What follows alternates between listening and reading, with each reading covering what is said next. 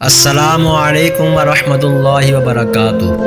بیت المقدس یہودیوں، عیسائیوں اور مسلمانوں تینوں کے نزدیک مقدس ہے۔ یہاں حضرت سلیمان علیہ السلام کا تعمیر کردہ معبد ہے جو بنی اسرائیل کے نبیوں کا قبلہ تھا، اور اسی شہر سے ان کی تاریخ وابستہ ہے۔ یہی شہر حضرت عیسیٰ کی پیدائش کا مقام ہے اور یہی ان کی تبلیغ کا مرکز تھا۔ مسلمان تبدیلی قبلہ سے قبل تک اسی کی طرف رخ کر کے نماز ادا کرتے تھے۔ بیت المقدس پہاڑیوں پر آباد ہے اور انہی میں سے ایک پہاڑی کا نام کوہ صہیون ہے، جس پر مسجد اقصی اور قبۃ الصخرہ واقع ہے۔ کوہ صہیون کے نام پر ہی یہودیوں کے عالمی تحریک صہیونیت قائم کی گئی۔ قدیم تاریخ سب سے پہلے حضرت ابراہیم علیہ السلام اور ان کے بھتیجے لوط علیہ السلام نے عراق سے بیت المقدس کی طرف ہجرت کی تھی۔ 620 ہجری میں حضور نبی کریم صلی اللہ علیہ وآلہ وسلم جبرائیل امین کے رہنمائی میں مکہ سے بیت المقدس پہنچے اور پھر معراج آسمانی کے لیے تشریف لے گئے۔ حضرت یعقوب علیہ السلام نے وحی الہی کے مطابق مسجد بیت المقدس یعنی مسجد اقصی کی بنیاد ڈالی اور اسی کی وجہ سے بیت المقدس آباد ہوا۔ پھر عرصہ دراز کے بعد حضرت سلیمان علیہ السلام 961 ہجری کے حکم سے مسجد اور شہر کی تعمیر اور تجدید کی گئی۔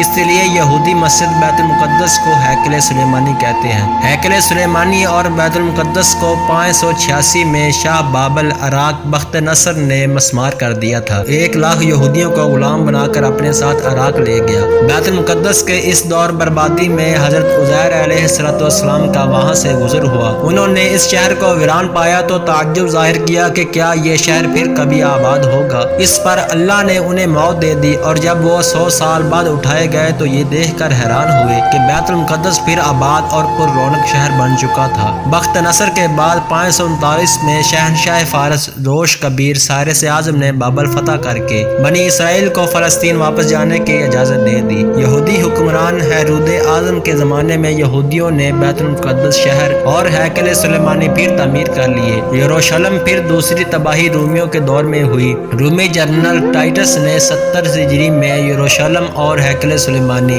دونوں مسمار کر دیے۔ 137 میں رومی شہنشاہ ہیڈرین نے شروردہ سر یہودیوں کو بیت المقدس اور فلسطین سے جلا وطن کر دیا۔ 4 صدی عیسوی میں رومیوں نے عیسائیت قبول کر لی اور بیت المقدس میں گرجے تعمیر کیے۔ مسلم تاریخ جب نبی کریم صلی اللہ علیہ وآلہ وسلم معراج کو جاتے ہوئے بیت المقدس پہنچے، بمطابق 600 بیت المقدس ہی مسلمانوں کا قبلہ تھا، حتیٰ کہ حکم الہی کے مطابق کعبہ مکہ کو قبلہ قرار دیا گیا۔ یعنی 639 میں عہد فاروقی میں عیسائیوں سے ایک معاہدے کے تحت بیت المقدس پر مسلمانوں کا قبضہ ہو گیا۔ خلیفہ عبد الملک کے عہد میں یہاں مسجد اقصی کی تعمیر عمل میں آئی اور صخرہ معراج پر قبۃ الصخرہ بنایا گیا۔ 199 میں پہلی صلیبی جنگ کے موقع پر یورپی صلیبیوں نے بیت المقدس پر قبضہ کر کے 70,000 مسلمانوں کو شہید کر دیا۔ 1187 ہجری میں سلطان صلاح الدین ایوبی نے بیت المقدس کو عیسائیوں کے قبضے سے چھڑایا۔ جدید تاریخ اور یہودی قبضہ پہلی جنگ عظیم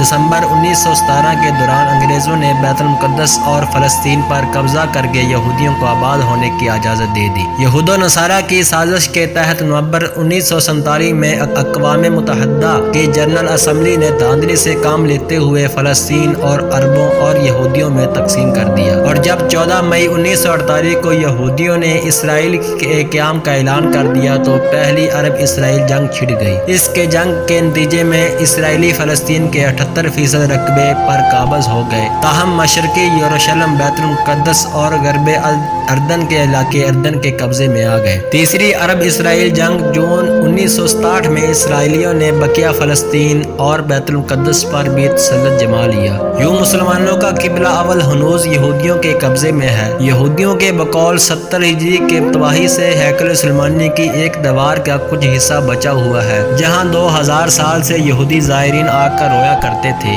اس لیے اسے دیوار گریا کہا جاتا ہے۔ اب یہودی مسجد اقصی کو گرا کر ہیکل سلیمانی تعمیر کرنے کے منصوبے بناتے رہتے ہیں۔ اسرائیل نے بیت المقدس کو اپنا دارالحکومت بھی بنا رکھا ہے۔ مسجد اقصی مسلمانوں کا قبلہ اول اور خانہ کعبہ اور مسجد نبوی کے بعد تیسرا مقدس ترین مقام ہے۔ مقامی مسلمان اسے مسجد الاقصی یا الحرم القدسی شریف کہتے ہیں۔ یہ مشرقی یروشلم میں واقع ہے جس پر اسرائیل کا قبضہ ہے۔ یہ یروشلم کی سب سے بڑی مسجد ہے جس میں 5000 نماز نمازیوں کی گنجائش ہے، جبکہ مسجد کے شہر میں بھی ہزاروں افراد نماز ادا کر سکتے ہیں۔ سن 2000 میں الاقصی انتقاضہ کے آغاز کے بعد سے یہاں غیر مسلموں کا داخلہ ممنوع ہے۔ حضرت محمد مصطفیٰ صلی اللہ علیہ وآلہ وسلم سفر معراج کے دوران مسجد حرام سے یہاں پہنچے تھے اور مسجد اقصی میں تمام انبیاء کی نماز کی امامت کرنے کے بعد براق کے ذریعے 7 آسمانوں کے سفر پر روانہ ہوئے۔ مسجد اقصی مسلمانوں کا قبلہ اول ہے اور معراج میں نماز کی فرضیت 16 سے 17 ماہ تک مسلمان مسجد اقصی کی جانب رخ کر کے ہی نماز ادا کرتے تھے۔ پھر تحویل قبلہ کا حکم آنے کے بعد مسلمانوں کا قبلہ خانہ کعبہ ہو گیا۔ جب حضرت عمر فاروق رضی اللہ تعالیٰ عنہ کے دور میں مسلمانوں نے بیت المقدس فتح کیا تو حضرت عمر رضی اللہ تعالیٰ عنہ نے شہر سے روانگی کے وقت صخرہ اور براق باندھنے کی جگہ کے قریب مسجد تعمیر کرنے کا حکم دیا، جہاں انہوں نے اپنے امرائیوں سمیت نماز ادا کی تھی۔ یہی مسجد بعد میں مسجد اقصی کہلائی، کیونکہ قرآن مجید کی سورہ بنی اسرائیل کے آغاز میں اس مقام کو مسجد اقصی کہا گیا ہے۔ اس دور میں بہت سے صحابہ نے تبلیغ اسلام اور اشاعت دین کی خاطر بیت المقدس میں اقامت اختیار کی۔ خلیفہ عبد الملک بن مروان نے مسجد اقصی کی تعمیر شروع کرائی اور خلیفہ ولید بن عبد الملک نے اس کی تعمیر مکمل کی اور اس کی تزئین و آرائش کی۔ عباسی خلیفہ ابو جعفر منصور بھی اس مسجد کی مرمت کرائی۔ پہلی صلیبی جنگ کے بعد جب عیسائیوں نے بیت المقدس پر قبضہ ہو گیا تو انہوں نے مسجد اقصی میں بہت رد و بدل کیا۔ انہوں نے مسجد میں رہنے کے لیے کئی کمرے بنا لیے اور اس کا نام معبد سلیمان رکھا۔